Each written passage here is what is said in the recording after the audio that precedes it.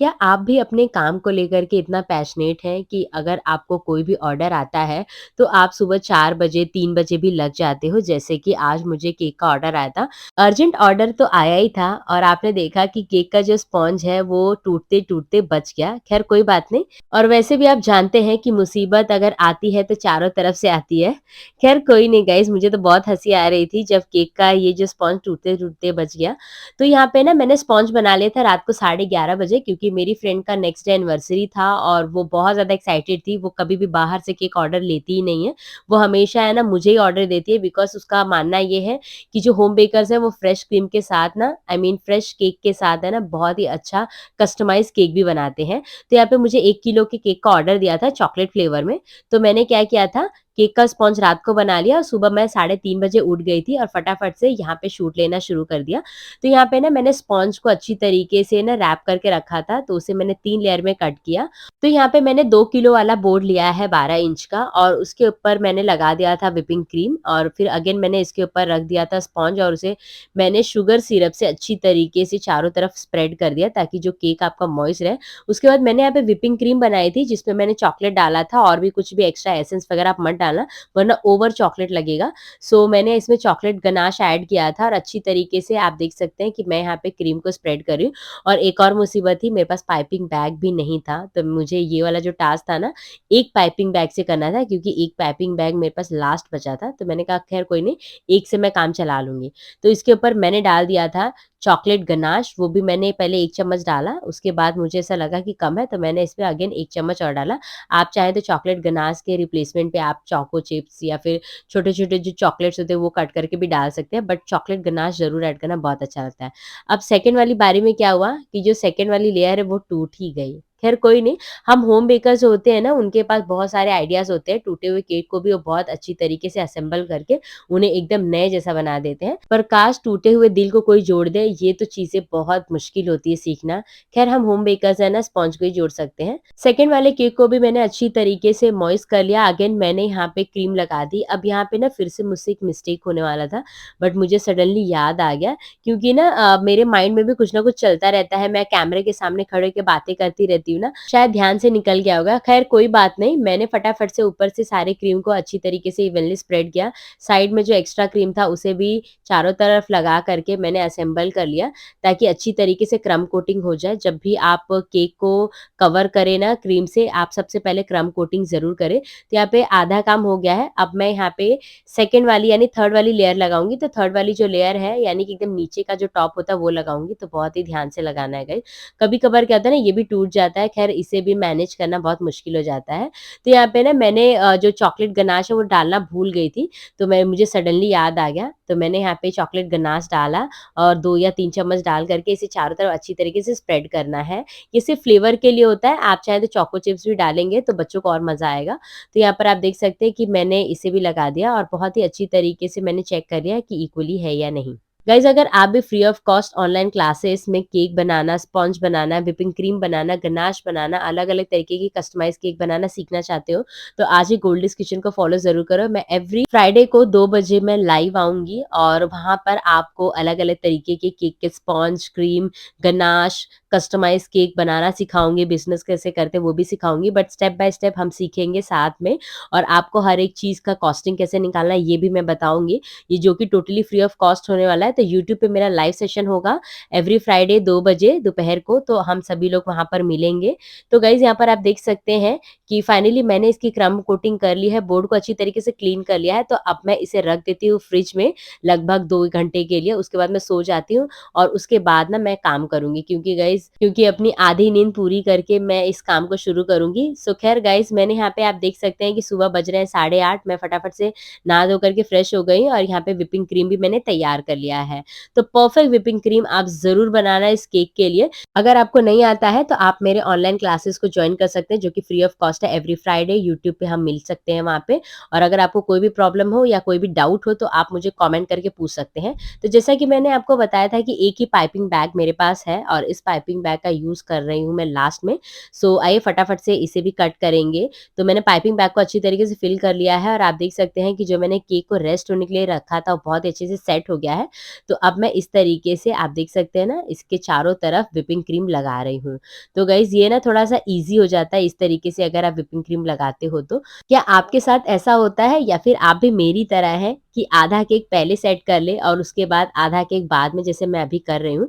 क्योंकि गाइज़ रात को अर्जेंट केक था ऑर्डर और मुझे समझ नहीं आ रहा था तो मैंने फटाफट से स्पॉन्ज तो बना ही लिया था। मैंने कहा सुबह जब मुझे केक लगभग 11 बजे के करीब मुझे केक को डिलीवर करना था, तो मैं यहाँ पे अपने काम पे लग गई थी और इसे कम से कम 2 घंटे के लिए रेस्ट होने देना ही है फ्रिज में। और वैसे भी ना बहुत सारे लोगों का जो केक का क्रीम है वो मेल्ट हो जाता है, तो मेरे तरीके से आप ज़रूर बनाइएगा, आपका केक का जो क्रीम है कभी मेल्ट नहीं होगा। 3 घंटे 4 घंटे भी अगर बाहर रहेगा तो मेल्ट नहीं होगा। तो यहाँ पे आप देख सकते हैं चारों तरफ मैंने व्हिपिंग क्रीम लगा दी है और इसे स्क्रैपर के थ्रू हमें क्या करना है अच्छी तरीके से इसे क्लीन करना है और जैसे-जैसे आप इसे चारों तरफ घुमाएँगे ना एक्स्ट्रा क्रीम अपने आप निकलेगा और अच्छी तरीके से क्लीन होता जाएगा। तो कुछ इस तरीके से करना है। बट यहाँ पे भी एक गलती हो गई थी क्योंकि कस्टमर ने मुझे फ़ोटो भेजा था। उन्हें कस्टमाइज़ मतलब जो मेरी फ्रेंड थी उसे कस्टमाइज़ केक चाहिए था और कुछ अलग तरीके का। तो मैंने क्या किया था पहले इसे अच्छे से क्लीन कर लिया, मतलब बहुत अच्छे से नहीं, ऐसे रफली क्लीन कर लिया और उसके बाद ऊपर से जो एक्स्ट्रा क्रीम था मैंने निकाल लिया। ख़ैर यहाँ पे क्रीम के साथ बहुत ज़्यादा खेलना नहीं था क्योंकि बहुत ज़्यादा इसे क्लीन करने की ज़रूरत ही नहीं थी, केक का कुछ डिज़ाइन ही अलग था। तो ऊपर से मैंने कुछ इस तरीके से बना लिया। आप चाहें तो सिलिकॉन ब्रश का यूज़ करके भी बना सकते हैं और साइड से मैंने स्क्रैपर का यूज़ कर लिया था जो डिज़ाइन वाला था। ख़ैर मुझे बाद में याद आया कि मुझे डिज़ाइन ऐसा नहीं था, तो मैंने फिर से क्या किया डिज़ाइन को चेंज किया क्योंकि कस्टमर की डिमांड कुछ अलग ही थी।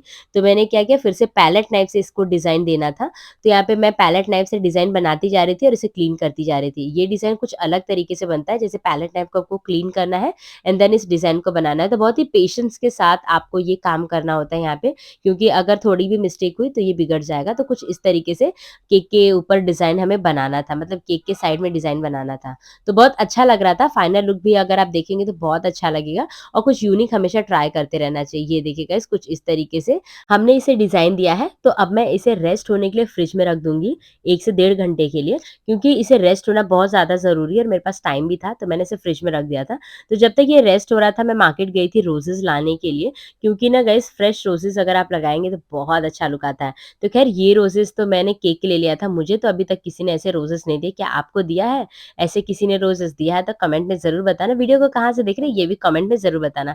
तो मेरी तरफ से ये रोज़ेज़ तो आप लोगों के लिए ही है, लेकिन ख़ैर अभी मुझे इन रोज़ेज़ की ज़रूरत है केक बनाने के लिए। तो इन रोज़ेज़ का जो डंठल है ना, हमें इसे अच्छी तरीके से कवर करना है। आप चाहें तो जो सिल्वर फॉइल होता है ना, आप उसका यूज़ भी कर सकते हैं या फिर आप इस तरीके से ही आप डायरेक्टली इसे कवर कर लीजिए। उसके बाद आप इसे केक में बहुत ही आसानी से असेंबल कर सकते हैं।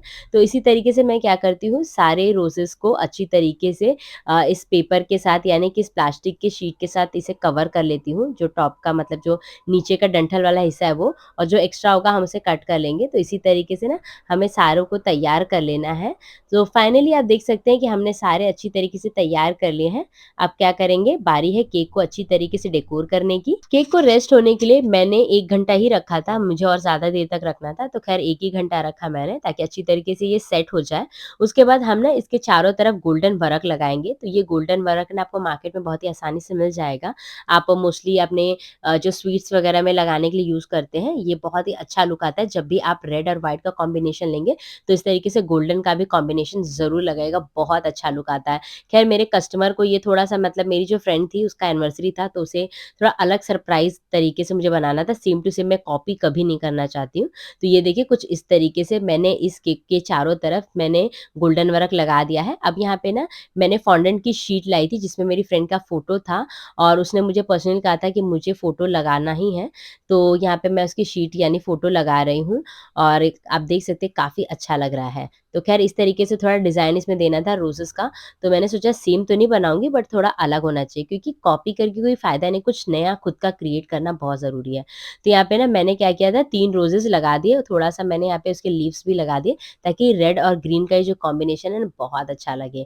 और इसी के साथ-साथ ना मैंने सेम फॉन्डेंट से ही मतलब जो फॉन्डेंट की शीट्स पे मैंने लव लिखा था क्योंकि एनिवर्सरी है, तो थोड़ा हस्बैंड के लिए प्यार रहता ही है। तो मैंने सोचा कि वो लव और छोटा-सा लव का इमोजी लगा दूँ जो अच्छा लगे। थोड़े से मैंने यहाँ पे साइड में भी रोजेस लगा दिए।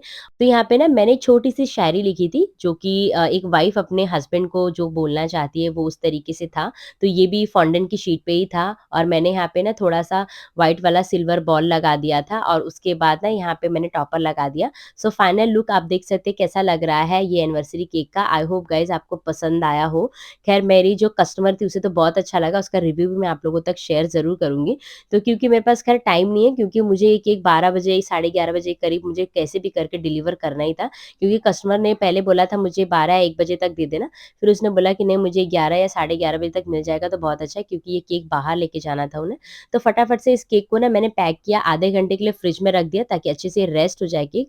उसके बाद मैंने फटाफट से इसे पैक करके मैं पहुँचाने के लिए चली गई। ख़ैर मेरी फ्रेंड का आज बहुत ही बड़ा दिन था, उसकी एनिवर्सरी थी, तो ये केक मैंने उसके लिए तैयार किया था। आई होप गाइज़ आप लोगों को ये प्यारा-सा केक पसंद आया हो। पसंद आया होगा तो कमेंट सेक्शन में ज़रूर लिख कर के बताना और भी अमेज़िंग से वीडियोज़ के लिए गोल्डिस किचन को फॉलो। सो आपको केक देखने के बाद कैसा लग रहा है?